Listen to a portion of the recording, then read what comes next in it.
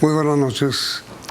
El Congreso de la República aprobó anoche el más controvertido de los proyectos. Se trata de la ratificación del Tratado de Escazú. En general, sabemos poco sobre el tratado. ¿En qué consiste? ¿Cómo favorece a Colombia o cómo la perjudica? Nuestra invitada esta noche es la doctora Susana Mohammad, ministra del Medio Ambiente. Señora ministra, Escazú, ¿qué tan bueno y qué tan malo es para Colombia? Lo bueno. No, lo bueno es que vamos a fortalecer la gobernanza ambiental. ¿Qué es lo que dice Escazú? Que hay un derecho al acceso a la información a la ciudadanía sobre las decisiones ambientales y que este derecho a la información debe generar mayor participación e incidencia de la ciudadanía sobre las decisiones ambientales que lo pueden afectar, así como las decisiones más generales de desarrollo. Yo creo que en el fondo lo que va a Escazú va a ayudar es a bajar la conflictividad ambiental que tenemos hoy, porque se genera precisamente en la falta de conocimiento e información que las autoridades ambientales le damos a la ciudadanía. Sí, el asunto es que, ¿qué quiere decir acceso a la información? Le voy a poner un ejemplo. Si a usted le van a poner un relleno sanitario al lado de su barrio, ¿tendría usted derecho a conocer previamente a esa decisión que ese es un plan y que eso lo puede afectar, que puede tener implicaciones ambientales, que puede tener implicaciones en su salud? Entonces la respuesta es sí. ¿Tiene usted derecho a participar en el proceso de esa decisión y ayudarle y trabajar con el Estado en esa planificación para que lo beneficie en vez de que lo perjudique? La respuesta es sí. Si, por ejemplo, la Avenida 68, un proyecto sencillo de Transmilenio, hubiera contado con la participación de los vecinos no hubieran parado la vía cuando empezaron a talarles los árboles que los habían visto crecer. Y resulta que la ciudadanía se puso a investigar y se dio cuenta que habían podido talar 30% menos de los árboles. La acción ambiental de la ciudadanía salvó 30% de los árboles que iban a talar. Podríamos haber evitado esto entregándole a los vecinos de la Avenida 68 a tiempo la información sobre el proyecto, escuchando sus preocupaciones, tomándolas en cuenta y después actuando sobre eso. De eso se trata Escazú, que la gente pueda participar a tiempo en esas decisiones y que las autoridades ambientales garanticemos una información objetiva y una información digerible para que la gente pueda participar. A ver, señora ministra, con todo respeto, digamos, esa es una manera de presentarlo. Pero ¿qué pasa con el desarrollo del país? Si usted quiere hacer una carretera y afecta algún tipo de cultivo, adiós carretera. ¿Qué pasa con las obras de infraestructura en todas las regiones de Colombia si de alguna u otra manera afectan, como seguramente afectarán, porque se trata de industrialización, el medio ambiente? Afectan y benefician. Obviamente una obra que sea una vía puede ser de gran utilidad para las comunidades, pero al mismo tiempo tiene que mirar las consecuencias de esa vía y muchas de las comunidades conocen cuáles pueden ser las afectaciones. Hay algo que, por ejemplo, hoy deberíamos hacer en los proyectos de infraestructura y no se aplica. Los proponentes tienen que presentar 3 alternativas de trazado. Eso se debe discutir con las comunidades, los interesados, para buscar la solución que tenga un menor impacto y buscar que esos proyectos tengan legitimidad antes de hacerlos. Cuando se les viene a contar a las comunidades que eso se va a hacer, ya hay contratos firmados, ya hay concesiones, si hay proceso de licenciamiento medio tienen capacidad de influir y si no, pues terminamos en conflictos ambientales que no se resuelven. Y yo creo que esto lo que debe ayudar es que podamos tener unas discusiones públicas más abiertas que permitan que las cargas y los beneficios que cualquier proyecto implica, tanto para el ambiente como para la sociedad, pues sean más justas. Por eso también el tratado habla del acceso a la justicia y de la defensa de los defensores ambientales. Ese caso que usted me pone lo acabo de ver en Popayán.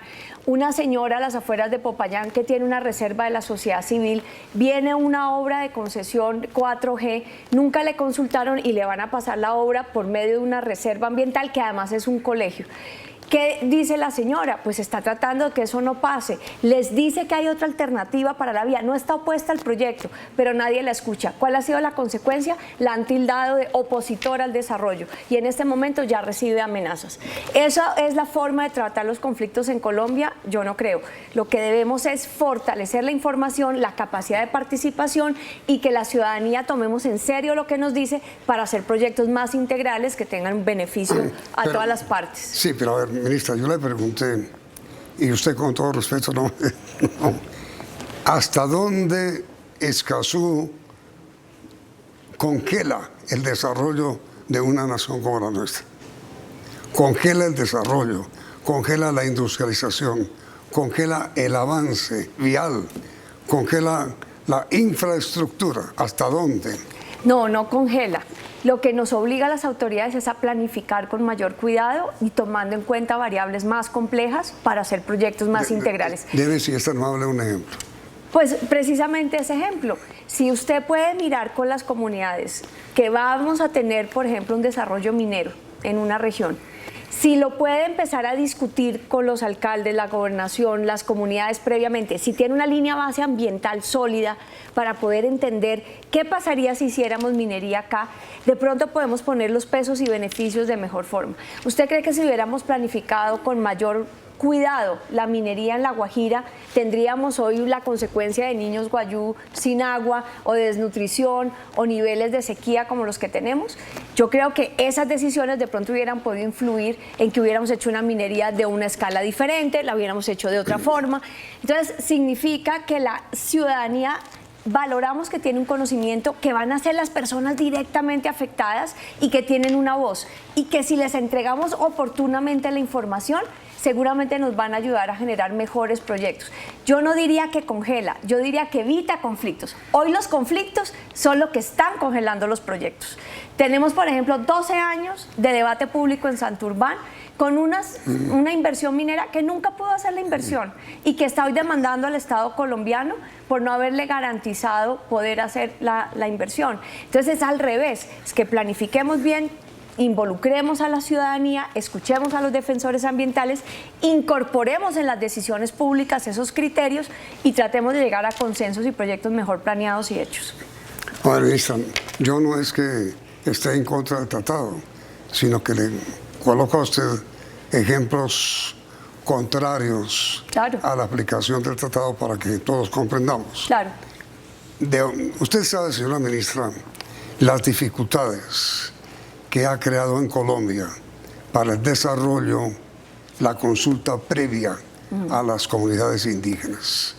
Escazú impone prácticamente una consulta previa a las comunidades. No, la consulta previa es un mecanismo diseñado para las comunidades étnicas, vinculante. Aquí no se trata del mismo mecanismo, se trata de que el Estado garantice la información pública a la ciudadanía para que puedan tener un poder y una vocería en las decisiones de los proyectos. Más o menos lo mismo, es decir... No, es participación ciudadana. No, claro, participación ¿para qué? Para intervenir. Es decir, claro, para intervenir inclusive deteniendo la obra a través de mecanismos, y ahí está una de las grandes críticas al tratado, para recurrir inclusive a la justicia internacional. Y quienes se oponen al tratado han dicho que es una cesión de soberanía.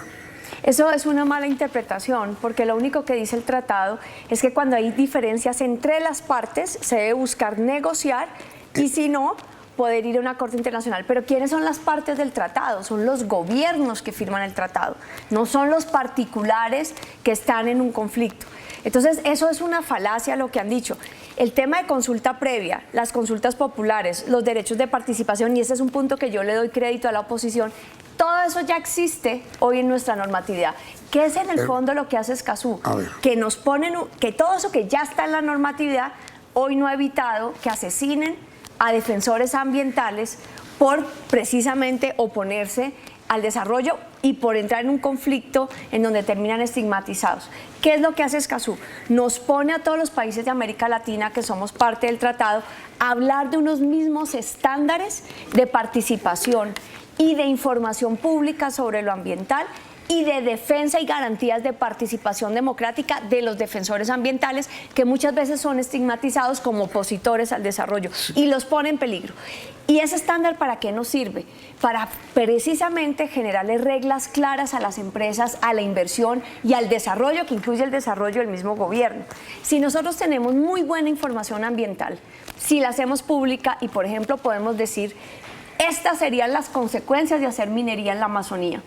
Y esto sería lo que significaría para las comunidades indígenas, para la biodiversidad, para los sistemas ecosistémicos, el agua del país. Podemos poner en una balanza esa información ambiental y podemos también que las comunidades la conozcan y tomar mejores decisiones públicas. No sé, hay mucho resquemor con el tema de la consulta previa, que igual sigue, porque eso es un derecho constitucional y está en el Tratado de la OIT, pero hay mucho resquemor de que comunidades y territorios participen en las decisiones ambientales con el mismo peso de los sectores productivos.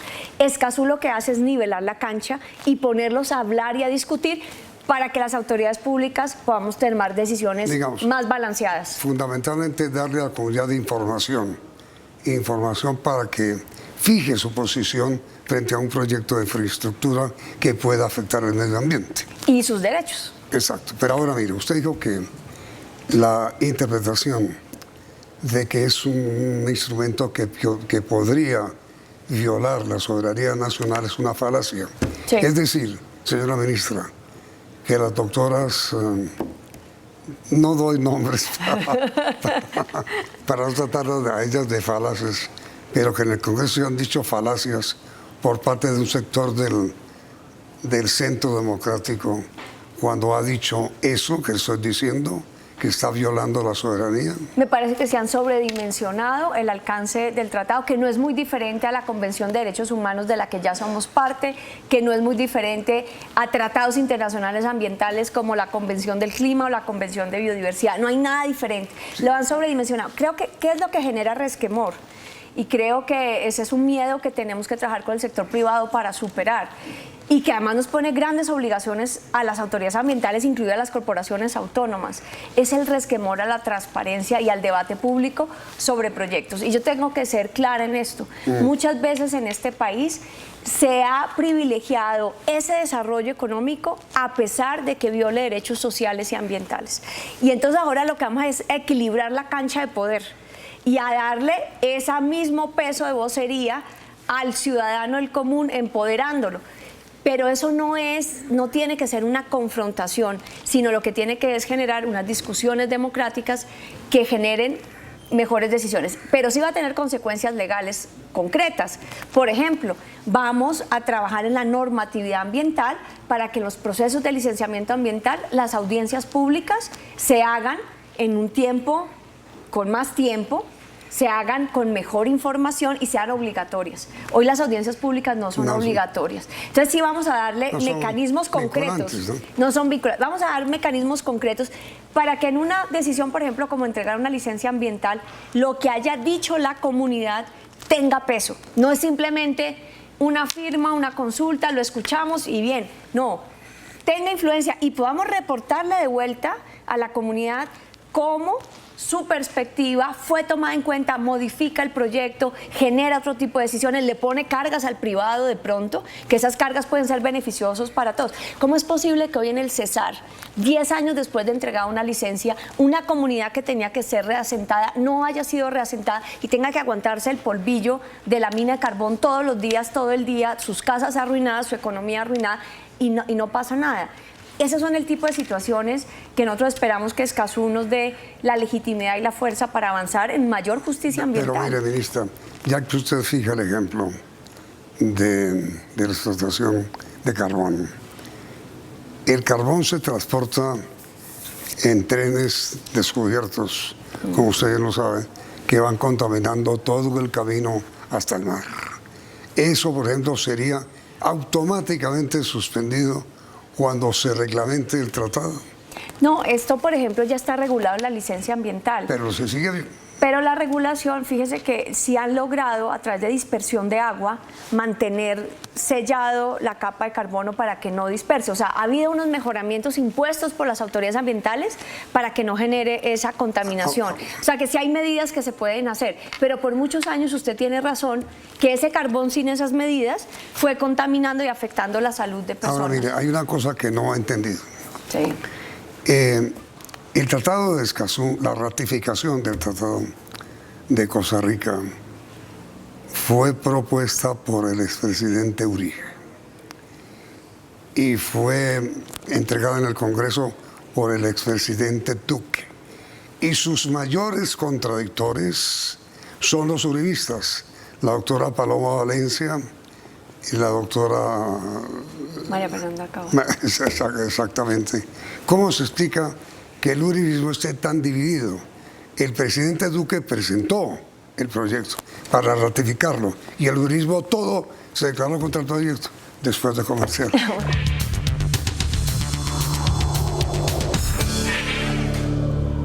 Las doctoras Paloma Valencia y María Fernanda Cabal fueron en el Congreso las mayores opositoras a la ratificación del proyecto de ratificación de Escazú que propuso el mismo uribismo. Tenga la bondad, señora ministra, y me explica eso. Bueno, no puedo hablar por esos sectores políticos. Puedo decir que hubo unos gremios específicos que tuvieron permanentes dudas en el proceso. Hubo también en el Congreso durante 3 años un proceso de bloqueo sistemático al avance del proyecto, pero el cambio político que votó la gente y el cambio y la renovación del Congreso permitieron en 63 días lo que no se había hecho en 3 años, y fue que se ratificara el proyecto. Yo voy a convocar a esos gremios a que discutamos conjuntamente la aplicación del Acuerdo de Escazú, porque yo creo que eso va en beneficio del sector privado y va en beneficio de la inversión extranjera. Me han dicho que cómo así, que cómo puede ser. Y les digo, porque es que a nosotros nos conviene tener mejores estándares ambientales y claridad frente a dónde se pueden hacer las cosas, dónde no, cómo participa la gente y cuáles son los procesos. Y que esa claridad permita que las reglas sean claras para la inversión. Es que ese es el gran tema de discusión. Otro, pues sobre el tratado. ¿Hasta dónde la aplicación? Varios países de América Latina que suscribieron en Costa Rica el tratado no lo han ratificado por la resistencia que hay frente a los efectos que tiene. Las inversiones. ¿Hasta dónde la aplicación estricta del Tratado de Escazú puede detener inversiones extranjeras? Yo creo que crea, por el contrario, un clima de inversión más favorable para inversionistas responsables. Yo he hablado de que nos interesa la inversión, pero nos interesa también la calidad de la inversión. Empresas que asuman sus responsabilidades, y también nos interesa que la forma como hacemos los contratos y entregamos las licencias contemplen las necesidades de las comunidades y el gobierno también sepa las consecuencias del desarrollo y cómo tiene que compensar a la gente. Hemos también dejado a las empresas en regiones alejadas solas, enfrentando muchas obligaciones que deberían ser del gobierno. Yo por eso creo que Escazú lo que nos ayuda es a planificar mejor el desarrollo, a entender sus consecuencias, y no podemos seguir aceptando que el desarrollo sea a costa de la salud de la gente, a costa de la contaminación de las aguas o a costa de daños irreversibles, irreparables, que como está hoy en discusión también en el Congreso la ley de pasivos ambientales, después a quién le va a tocar pagar. Entonces creo que teniendo esa información clara, esa capacidad de las autoridades ambientales, esa sinergia con las comunidades y las autoridades locales, vamos a poder hacer un desarrollo mucho más balanceado. Sí, yo tuve ocasión de releer algunas partes del tratado, señora ministra, y yo estaba que el tratado hablaba de la obligación que tienen los estados de proteger los líderes ambientales. No es verdad lo que yo creía. Es de proteger a los líderes de derechos humanos, no solo ambientales, que es distinto. Explíqueme, por favor, un poco ese aspecto del tratado. Claro, porque hay 2 temas. Normalmente, pues los derechos colectivos al ambiente sano son parte de los tratados de derechos humanos. Y muchos defensores, ¿dónde traza usted la línea, por ejemplo, de una persona que está defendiendo la restitución de tierras en Colombia, o una comunidad indígena que defiende su territorio, pero que tiene también unas características ambientales importantes. Entonces, estas luchas normalmente se mezclan, y lo que nosotros tenemos que garantizar es el derecho de participación legítima de todas las personas en las decisiones ambientales. Ahí está el problema, mire.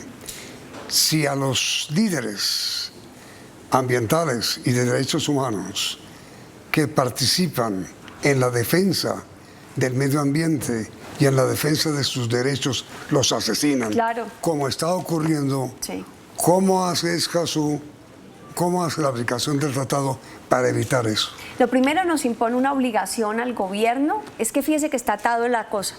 Muchos de estos conflictos pasan porque estos líderes que de pronto se están oponiendo o tienen observaciones importantes frente oponiendo al desarrollo, a un proyecto específico, sí, a un proyecto específico, sí, son tildados precisamente de opositores al desarrollo y se están enfrentando a veces a poderes económicos muy fuertes. Y estos liderazgos normalmente están solos, y la estigmatización que se hace frente a ellos los aísla. Ese aislamiento en algunas regiones de toda América Latina ha generado amenazas y llegar hasta asesinatos. Parte de lo que hace el tratado al legitimarlos y acompañarlos es precisamente legitimar esa voz dentro de la participación ciudadana y hacerla valiosa y rodearla. Esa es la prevención. Y luego tenemos que articularnos con las rutas de derechos humanos, ya si en caso tal llegan amenazas. Por ejemplo, tenemos hoy gente del Comité del Páramo de Santurbán amenazado por el trabajo ambiental que han venido haciendo. Nos toca como institucionalidad rodearlos y tener rutas de derechos humanos. Fíjese que la categoría defensor ambiental ni siquiera está hoy en los protocolos de derechos humanos del Gobierno Nacional de Colombia. Escazú nos ayuda a ver que hay unas situaciones específicas de los que están defendiendo el ambiente y los derechos en las regiones que tenemos que tomar en cuenta y que hemos invisibilizado, y por lo tanto al no verlo pues terminan aislados, solos, poco acompañados y desafortunadamente muchas veces asesinados. Señora ministra, ¿de qué manera el Estado, al aplicar el Tratado de Escazú, va, no digo yo a evitar, sino a contener el asesinato de líderes ambientales y humanos, de derechos humanos? Precisamente porque al nosotros tener que validar esas voces, generamos una legitimación institucional. Pero es que el asesinato es un crimen. No, quiero decir, en la prevención, cuando ya llegamos al momento del asesinato por estas cuestiones de poder, es porque estos liderazgos están ya absolutamente solos y sin ser escuchados. Lo que nos manda Escazú es precisamente acompañar esas luchas ambientales, a rodear los liderazgos y a estar, la institucionalidad los valida como actores legítimos y está atento a que cuando haya esa conflictividad no terminen amenazas y asesinatos. Eso es lo que nos obliga Escazú, y por eso tenemos que generar una ruta y un protocolo de protección de derechos humanos de los liderazgos ambientales en Colombia. ¿Y qué va a hacer el Estado para proteger a los líderes de derechos humanos que van a seguir en su actividad absolutamente lícita y tienen pues toda la facultad y todas las condiciones o los medios que tienen a su alcance para defender los derechos humanos en Colombia? Hoy ya empezamos con los puestos de mando unificados por la vida en los 146 municipios y se han ido instalando, ya van más de 70 puestos de mandos unificados por la vida, una acción conjunta de la fuerza pública, las autoridades locales, las comunidades, el Ministerio del Interior, y donde el Ministerio de Ambiente también se ha articulado por este tema de Escazú, precisamente, para visibilizar en esas regiones más álgidas donde estos asesinatos han estado pasando, hacer una gobernanza y una visibilización de esas situaciones y un acompañamiento. En estos pocos 2 meses de gobierno, se empezó más o menos hacia la tercera semana de gobierno la estrategia, ha bajado en esos puntos específicos donde han estado los puestos de mando unificado un 46% los asesinatos de líderes sociales. Porque fíjese que el acompañamiento institucional y la legitimación y rodear con toda la institucionalidad del Estado estas luchas sociales, pues los empieza a generar que haya una contención. Y esperamos poder seguir haciéndola, y dentro de ese esquema, nosotros como sector ambiental, acompañar, visibilizar y evitar la conflictividad ambiental que hay en las regiones. Entonces, para resumir, señora ministra, La gran ventaja que le da a Colombia la firma o la ratificación del Tratado de Escazú, que el país ya suscribió, es el derecho que se le da a las comunidades de acceso a la información sobre las obras que se van a construir y que puedan perjudicar el medio ambiente. ¿Es correcto? De acuerdo. Y toda la información ambiental que sea necesaria, estado de la calidad del agua, estado del suelo, qué está pasando con mi territorio ambiental. Y el Estado tiene obligación de dar esa información. Tiene obligación. Esa es, digamos, la gran fuerza de Escazú. Por un lado. Y por otro, garantizar la participación y la voz de los ciudadanos en las decisiones ambientales y ayudar a que se acceda a la justicia ambiental en las decisiones ambientales. Ministra Susana Mohamed, muchas gracias. A usted, Yamil, por darme la oportunidad de poder explicar esto. Pues ojalá lo hayan entendido, señora ministra. Creo que ha sido usted muy clara. Bueno, muchas gracias. Muy amable, ministra. Y a ustedes, televidentes, gracias. Y los invitamos a que continúen aquí, en Noticentro 1, CM.